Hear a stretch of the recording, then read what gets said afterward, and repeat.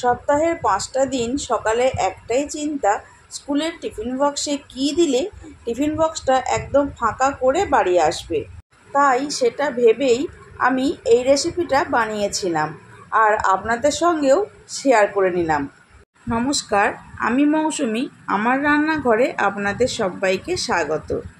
রেসিপিটি ভালো লাগলে চ্যানেলটি সাবস্ক্রাইব করে আমার পাশে থাকবেন, আর ফেসবুক থেকে দেখলে পেজটি ফলো করে একটি লাইক করে দেবেন। চলুন শুরু করি আজকের রেসিপি। এই রেসিপিটা বানানোর জন্য মাঝারি সাইজের একটা আলু পরিষ্কার করে খোসা ছাড়িয়ে ধুয়ে নিয়েছি। এইবার একটা গ্রেটারের সাহায্যে আলুটা গ্রেট করে নেব। গ্রেটারের যে দিকটা সরু ছিদ্র আছে সেই দিকটায় গ্রেট করে নেব, তাহলে আলুগুলো খুব তাড়াতাড়ি সেদ্ধ হয়ে যাবে।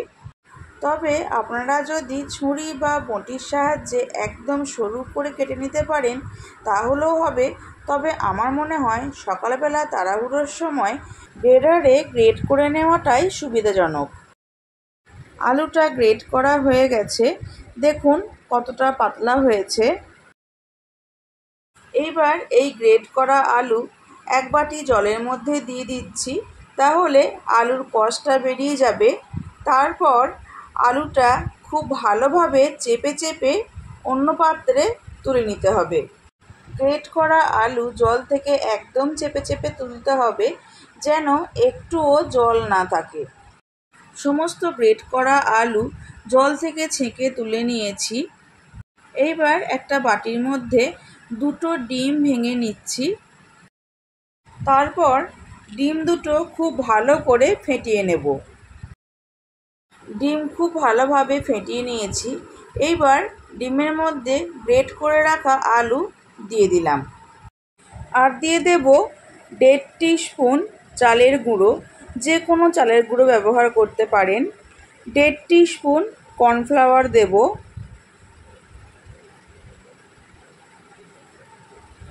আর দিয়ে দিচ্ছি একটু লঙ্কা গুঁড়ো। লঙ্কা গুঁড়োর পরিবর্তে গোলমরিচ গুঁড়ো দিতে পারেন। একটু হলুদ, একটু ধনে গুঁড়ো, একটু জিরে গুঁড়ো। এইবার দিয়ে দেব স্বাদ মতো নুন। এইবার চামচের সাহায্যে সব কিছু খুব ভালোভাবে মিশিয়ে নেব। আর একটা উপকরণ দেওয়ার বাকি আছে, সেটা পরে দিচ্ছি।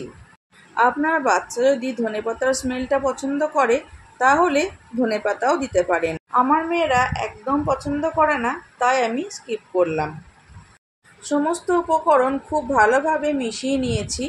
দেখুন ব্যাটারটা ঠিক এই রকম হয়েছে, খুব বেশি ঘনও না আবার খুব বেশি পাতলাও না। এইবার প্যান গরম করে দিয়ে দিলাম সাদা তেল। তেল খুব ভালোভাবে গরম হয়ে যাওয়ার পর গ্যাসের ফ্লেমটা মিডিয়ামে রেখে ব্যাটারটা একটু করে তেলের ওপর দিয়ে দেব। তারপর চামচের সাহায্যে ছড়িয়ে একটু বড় করে নিলাম। আপনার যেরকম সাইজ পছন্দ হবে সেই মতো বানাবেন।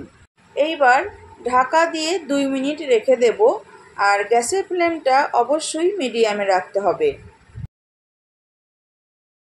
2 মিনিট পর ফিরে এসেছি। দেখুন কতটা ফুলে উঠেছে। এইবার উল্টে দিয়ে অপর সাইডটাও একইভাবে ভেজে নেব। এইটা হতে থাক, ততক্ষণে ব্যাটারের মধ্যে অ্যাড করে দেব কিছুটা পরিমাণ কুচানো পেঁয়াজ। এই পেঁয়াজটা আগেই দিতে পারতাম, কিন্তু আমার ছোটো মেয়ের মুখে পেঁয়াজ পড়লে একদমই ও খাবে না, তাই ওর জন্য একটা বানিয়ে নিয়ে বাকিটা পেঁয়াজ দিয়ে করছি। দেখবেন অনেক বাচ্চা আছে মুখের মধ্যে পেঁয়াজ পড়লে খেতে পছন্দ করে না, তাই তাদের জন্য এরকমভাবে বানিয়ে নিয়ে বাকিটা পেঁয়াজ দিয়ে বানাবেন। তারপর আবারও সব কিছু ভালোভাবে মিশিয়ে নিলাম। প্রায় 2 মিনিট পর ফিরে এসেছি। দেখুন এটা একদম রেডি হয়ে গেছে। এইবার গ্যাসের ফ্লেমটা হাইতে রেখে 2 থেকে 3 বার উল্টে পাল্টে ভালো করে ভেজে তুলে নেব। এইবার পেঁয়াজ দিয়ে যে ব্যাটারটা রেডি করে রেখেছিলাম সেটা ঠিক একইভাবে ভেজে নেব। বন্ধুরা, আপনারাও একবার বাচ্চার জন্য এইভাবে টিফিন তৈরি করুন। আবার বড়দের জন্য সন্ধ্যেবেলা স্ন্যাক্স হিসেবেও বানাতে পারেন। তারপর পছন্দ মতো পিস করে কেটে টমেটো সস দিয়ে পরিবেশন করুন। আর আমাকে জানাবেন রেসিপিটি আপনাদের কেমন লাগলো। ভালো লাগলে ভিডিওটিতে একটি লাইক দিয়ে বন্ধুদের সঙ্গে শেয়ার করে নেবেন। আজকের মতো এই পর্যন্ত। আমি আবার আসবো অন্য কোনো রেসিপি নিয়ে। ভালো থাকবেন, সুস্থ থাকবেন। ধন্যবাদ।